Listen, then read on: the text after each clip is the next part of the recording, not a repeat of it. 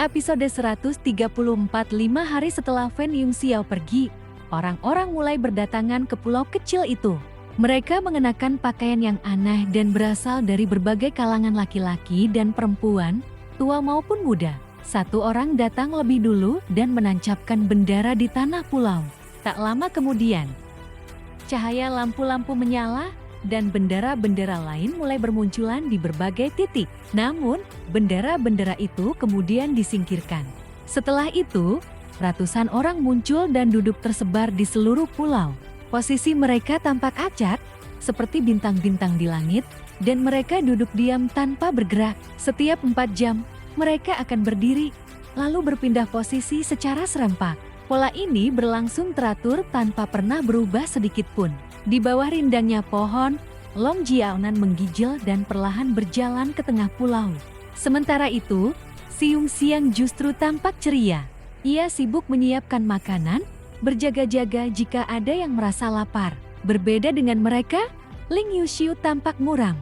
Ia mengamati seluruh area dengan cermat dan segera menyadari bahwa pulau itu adalah bagian dari sebuah formasi besar. Formasi ini menjebak semua orang di dalamnya tanpa jalan keluar. Lebih buruk lagi, jika ada yang mencoba menerobos, formasi itu akan berubah menjadi formasi pembunuh yang menjadikan pulau ini tempat pembantaian. Ia juga melihat keanehan lain di antara para penjaga formasi. Terdapat orang-orang berpakaian pejabat istana, pedagang pasar, algujo, hingga staf dari Imperial College. Semua tampak seperti bagian dari susunan yang tidak wajar namun teratur. Yang paling mencurigakan adalah perubahan posisi mereka setiap 4 jam, yang tampaknya dilakukan untuk menjaga kestabilan formasi sekaligus mencegah siapapun, terutama seorang ahli Dao, memecahkannya. Di tempat lain, seorang Dao Master tua sedang menelaah formasi tersebut. Ia tak bisa menyembunyikan kekagumannya. Ini benar-benar formasi yang licik, katanya. Mereka menghitung perubahan setiap 4 jam dengan sangat tepat, menyesuaikannya untuk menghalangi perhitungan ulang. Ia menjelaskan bahwa Hall Master, formasi dari Imperial College yang juga merupakan pejabat kepercayaan Kaisar Yan Feng, memiliki peran besar dalam rancangan formasi ini. Meski berasal dari sekte iblis surgawi, ia tetap dipercaya karena kecerdasannya dalam urusan formasi militer dan kekaisaran. Formasi ini tampaknya dirancang khusus untuk menghadapi Dao Master tua, bahkan untuk menjebak Qinmu jika diperlukan. Beberapa hari berlalu, hingga hari ke-14 tiba. Qinmu akhirnya membuka matanya setelah lama bermeditasi di depan loh batu.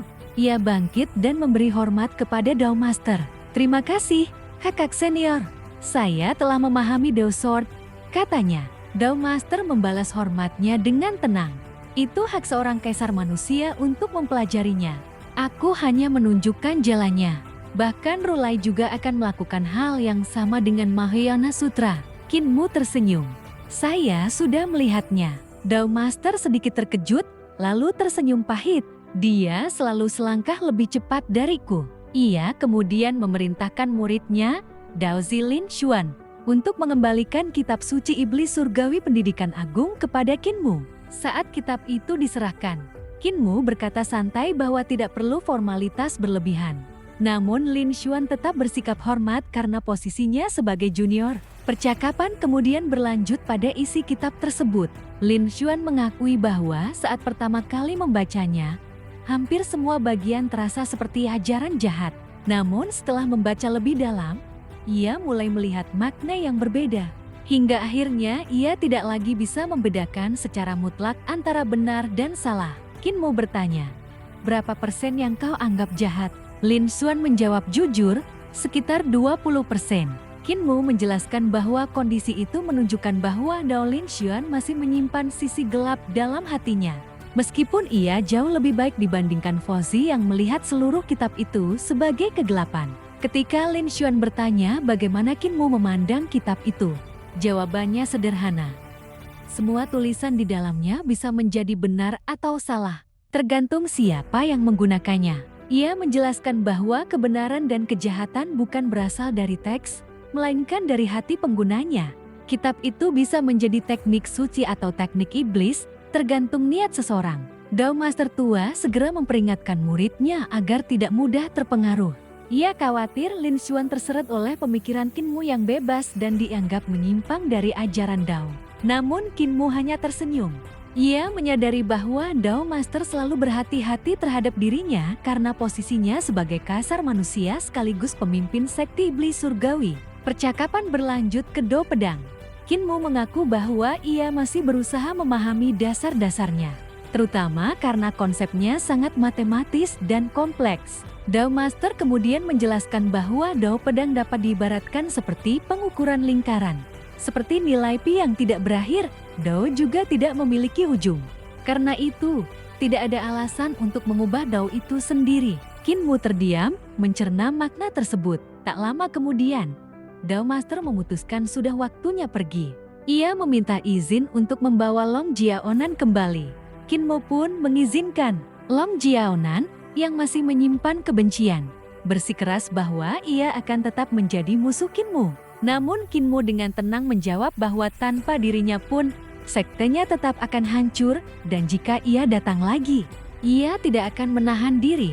Ucapan itu membuat Long Jiaonan semakin terdiam dalam kebencian dan kebingungan. Akhirnya Dao Master, Lin Xuan, dan Long Jiaonan meninggalkan pulau.